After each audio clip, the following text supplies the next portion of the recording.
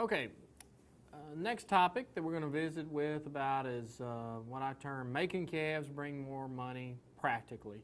And just some things to consider and think about what adds value to your calf crop.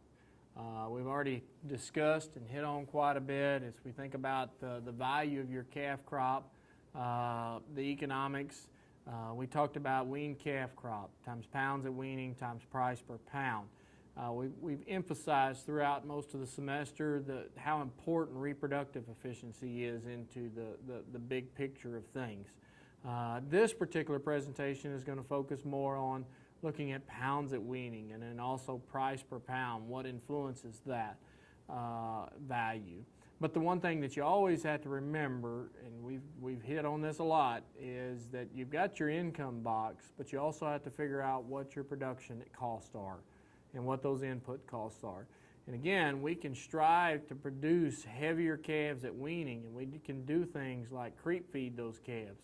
But is that the best and most economically feasible thing to do, is to creep feed? Or we can produce calves that may be the top of the market anywhere in the U.S., but to do that and to get the highest price for our calves, did we sacrifice some on our adaptability of our cow herd? And so now our production input costs have gone up and how it influenced weaned calf crop. So you have to look at the big picture, as we've said, and realize that these three factors are going to influence one another, and the goal is not necessarily going to be to maximize that production there. It's probably more on the optimize, depending on the area of the U.S. that you're in. So what are the economic effects for improving calf value? We hit on weaned calf crop, but let's focus on pounds at weaning. Well, the genetic potential for growth is important. We're going to talk about bulls and the quality of your bulls again. We've already hit on that considerably during our discussion on bull selection. Hybrid vigor or heterosis levels, we've talked about the importance of that and how it influences growth rate. The nutrition of those calves is extremely important. Utilizing growth promotions like implanting those calves, we can add value. Deworming strategies, and also that's not on that list is external parasite management strategies, and those things, controlling those, can influence our weaning weights of those calves.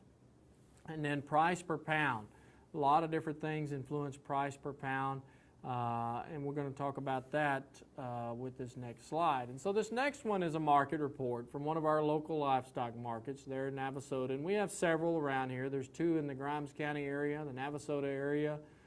We've got Caldwell. We also have Brazos Valley, Buffalo.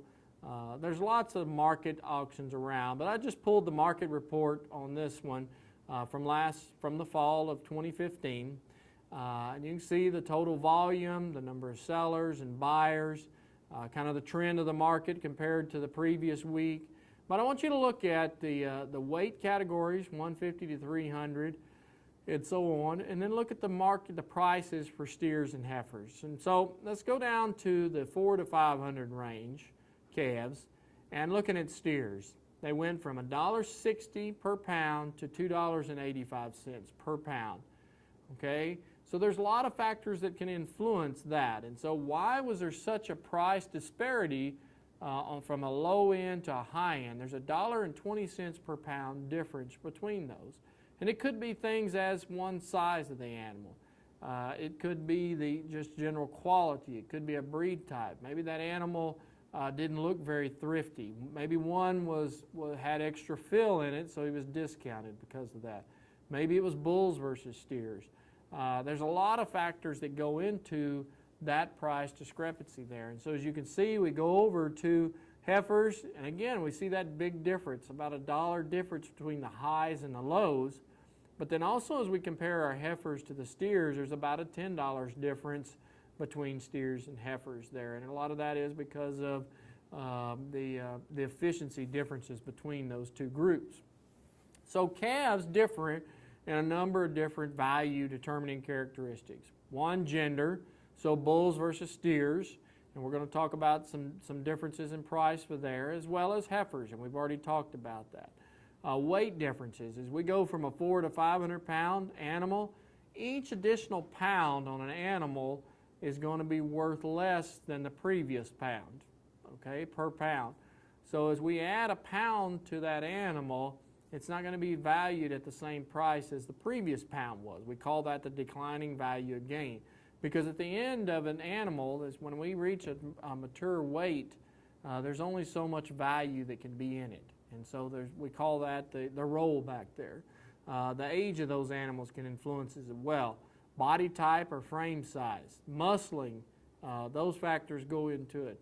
The condition of those cattle, if they've got too much excess condition or maybe too thin, there could be some discounts there. And thriftiness is just the overall health and appearance of that animal as well.